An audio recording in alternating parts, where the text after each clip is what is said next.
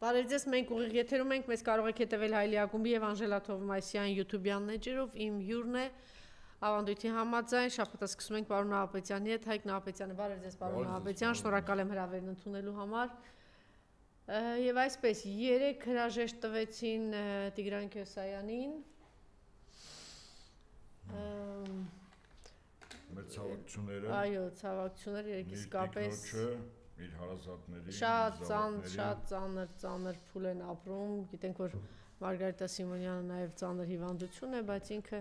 շատ ուժեղ մարդ է, ինքը մեծ անհատականություն է, բացառիկ անհատականություն է Մարգարիտան, հույս ունենք սա էլ կհաղթահարի, ինքը միշտ առաջին ճակատում է եւ այն ինչ որ ամենայն դեպս լրատվական դաշտում այն ինչ որ չի ստացվում, զբաղվում է դրանով Մարգարիտա Սիմոնյանը եւ միանգամից արձանագրվում է մեծ հաջողություն, այսինքն այս մարդը դա իմաստով տաղանդավոր մարդ է, չեմ ասում որ ստեղծել էր մի այնպիսի լրատվական Russia-Today, որ աշխարհով մեկ ուներ մեծ սփռում եւ գերտերությունները բոլորը սկսեցին պայքարել Russia-Today դեմ, այսինքն այդպիսի մեծ ազդեցություններ իրենք ինչ գիտեմ 50-60 տարվա BBC-ներ, CNN-ներ փաստորեն չէին կարողանում այդ մրցակցությանը դիմանալ եւ այս են երկրները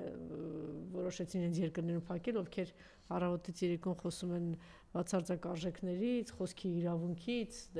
խոսքի ազատությունից, դեմոկրատիայից։ Ցավալի էր, շատ ցավալի էր Տիգրանի կորուստը մի քանի առումով, ես ճիշտ ասած շատ կարճ կուզենայի 3 բան առանձնացնել, նախ հայկական ինքնության պահպանումը, այս անձը միշտ նկատելի է, որ հենց այնտեղ էլ որտեղ որ ինքը կա, այդտեղ կա հայկական ստեղծում էր հայկական միջավայր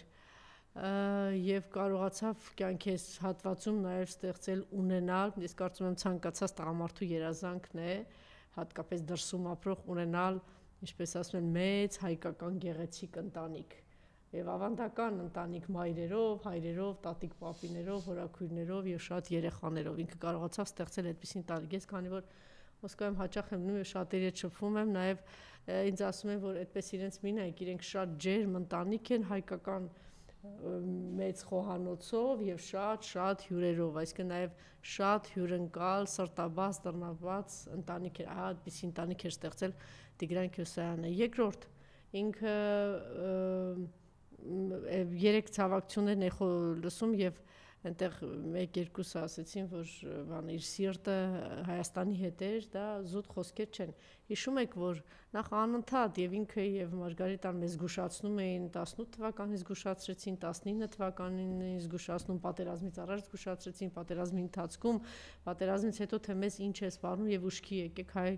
ժողովուրդ, ցավոք սրտի այդ սթափությունը մենք չունեցանք եւ շարունակում ենք ունենալ այսքան կորուստներ։ Իր սիրտը իսկապես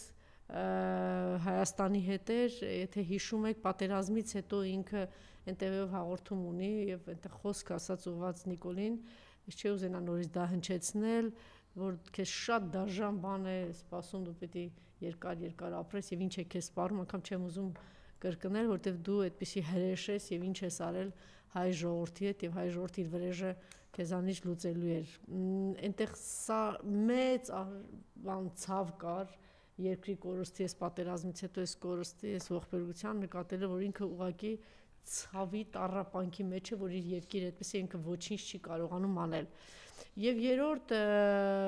ես կարծում եմ սա էլ շատ բարձր հատկանիշ է, գիտեք, ամեն տղամարդ չի, որ հրապարակային կարող է ընդունել եւ ինքն էլ սովորական մարդ չի, ինքը նախ Քյոսայանի որդին է, ովքեր որ չգիտեն անորսալի վրեժարների եւ ոչ միայն եւ գալիս է սեպտեմբերը տղամարդիկ այդ ֆիլմերի հեղինակն է, ռեժիսորն է Քյոսայանը, հայտնի ռեժիսոր իր հայրը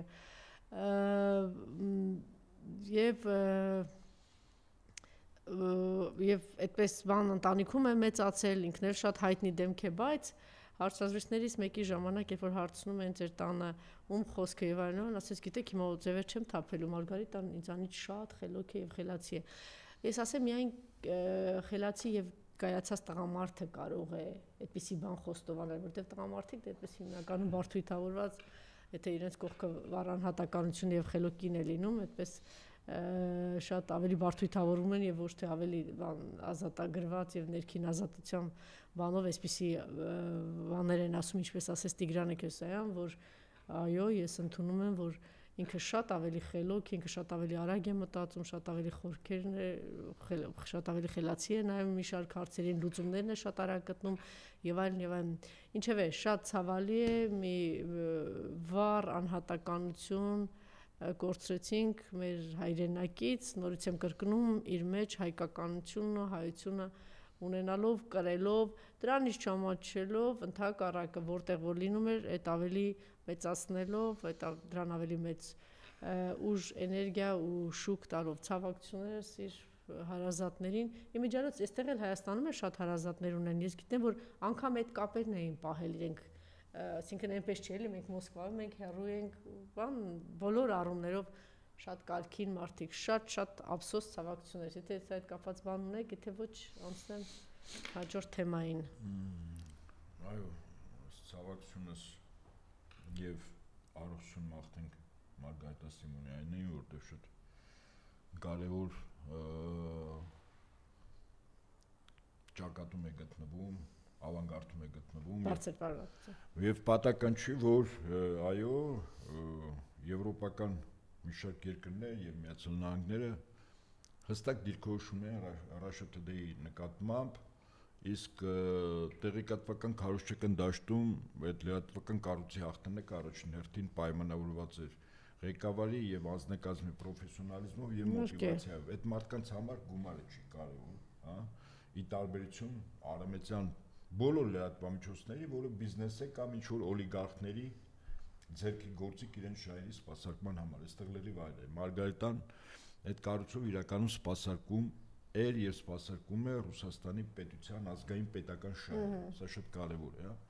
Այն ինչ որ ցավոք սրտի մեզ մոտ օրինակ բացակայում է, հա, պետական լրատվամիջոցը, օրինակ հիմնականում հանրային հեռուստատեսությունը եւ նրա կարեւոր հաղորդումները սպասարկում են մի հարբեցող ծաղրածուի, նրա քաղաքական խմբակի եւ մի քանի օլիգարխների շահերը։ Այդ առումով է երևում, որ պետությունը ինչքանով է մրցունակ այլ պետությունների հետ։ Ի տարբերություն մեզ, օրինակ Ադրբեջանում լրատվամիջոցների ճնշող մեծամասնությունը առաջին հերթին սպասարկում է ոչ միայն Ալիևի, այլ այդ պետության ազգային պետական շահերը։ Դա համար այդ մրցակցությունում հայկական կողմը առասյոք պարտվում է։ Այսքանը է, ես կարծում եմ, այո, ինքը 68 չբոլորած անձնավորություններ, բայց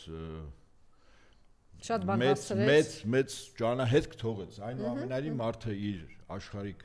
երկրային կյանքում ինչ հետք է թողում, ինչ գործերով։ Ինքը թողեց վստահաբար, ցավոք իմ ամենամտերիմ եւ կարծում ձեզ մտերիմ անձանցից մեկը, ինչով իրեն ձերբակալել է Արմենը Գրիգորյան, ինքը շատ մոտ էր։ Այո։ Ուրեմն Քյոսյանի հետ ինձ ասել էր մի օր անպայման ուզում եմ երեկով հանդիպենք Մոսկվայում, ցավոք սրտի Արմենը վաղաժամ, Արմենի սպանեցին, ոնց ուզում եք գնահատեք, այդպես է իրականությունը, սպանության տարբեր ձևեր կա, հա, վիճակ ստեղծեցին, որտեղ այդ մարդը մահանա, փաստորեն Քյոսյանն չկա, բայց կարծում եմ, որ այդ պետության քաղաքականությունը անկախ նրանից իր լավագույն զավակներից քանիսն են գնում, իսկ այսօր շատ լավագույնները մարտի դաշտում են իրենց հայրենիքը պաշտպանում, սա էլ ես ընդունում եմ, որ Քյոսյանը